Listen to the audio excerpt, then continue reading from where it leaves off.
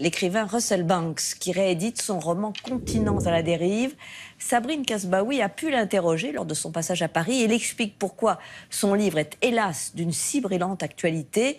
Militant de gauche, écrivain de l'Amérique des déclassés, il porte un jugement sans complaisance sur la campagne et les candidats à la présidentielle. On l'écoute.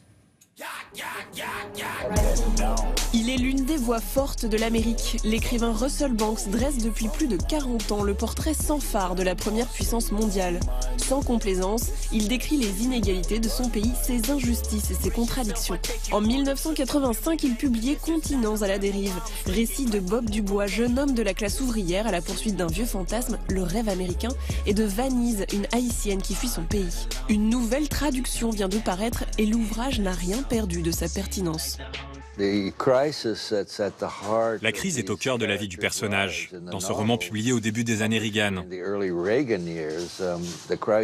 la crise s'est tellement étendue qu'à présent elle concerne le monde entier.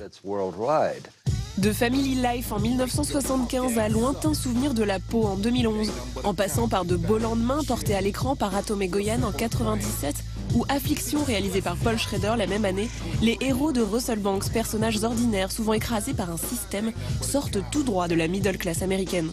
Je ne perçois pas seulement mes personnages comme des victimes, mais également comme des héros, puisqu'ils luttent contre ces forces qui les empêchent de réussir et qui tentent de les exploiter dans cette économie consumériste. Et pourtant, les gens continuent de se lever le matin. Et ils essaient d'avoir une vie décente, aussi bien pour eux-mêmes que pour leurs enfants. Russell Banks est né en 1940 dans une petite ville ouvrière du New Hampshire et son parcours personnel a bien sûr construit sa sensibilité de citoyen et d'écrivain. Je viens d'une famille issue de la classe ouvrière. Mon père est parti quand j'avais 12 ans, laissant ma mère seule avec 4 enfants. J'étais l'aîné de la fratrie. Et je réalise que cela m'a rendu sensible aux expériences et aux vies des gens qui sont passés par le même genre d'épreuves ou qui ont eu des vies similaires. Russell Banks décrit l'envers de l'Amérique, la mort du vieux rêve américain. À présent, la désillusion devient générale.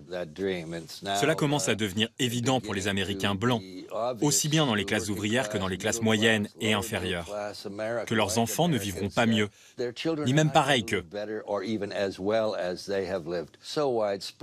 Il est clair que cela a contribué au succès de la campagne de Donald Trump.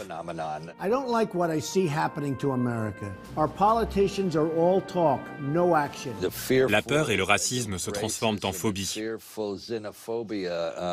Ronald Reagan a basé sa campagne sur le slogan « Le jour se lève à nouveau sur les États-Unis ». On entendait ça à tout bout de champ. Comme aujourd'hui on entend de Trump « Rendons les États-Unis importants à nouveau ».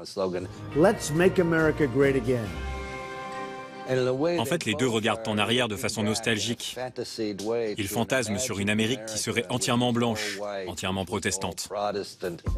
Ancien activiste, idéaliste turbulent à l'époque de ses 18 ans, Russell Banks s'est nourri des écrivains de la Beat Generation, William Burroughs, Allen Ginsberg ou Jack Kerouac. Il a même scénarisé l'adaptation cinématographique du roman Sur la route en 2012. Sur la route a été publié en 1959, je crois. J'avais 17 ans. Ça a été très inspirant pour moi, à plein de niveaux, aussi bien dans l'écriture que dans le mode de vie, parce que ça m'a semblé libérateur à l'époque. C'était les années 50, c'était l'ère du McCarthyisme, c'était une période très répressive, y compris sexuellement. Ce furent des œuvres et des personnages qui m'ont permis d'imaginer un style de vie différent. J'ai rejoint le mouvement des droits civils et celui contre la guerre au Vietnam. Et il semblait clair qu'il était encore possible d'obtenir et de provoquer le changement au plus haut niveau du gouvernement en manifestant. Malgré les manifestations comme La vie des Noirs compte ou celle contre Wall Street,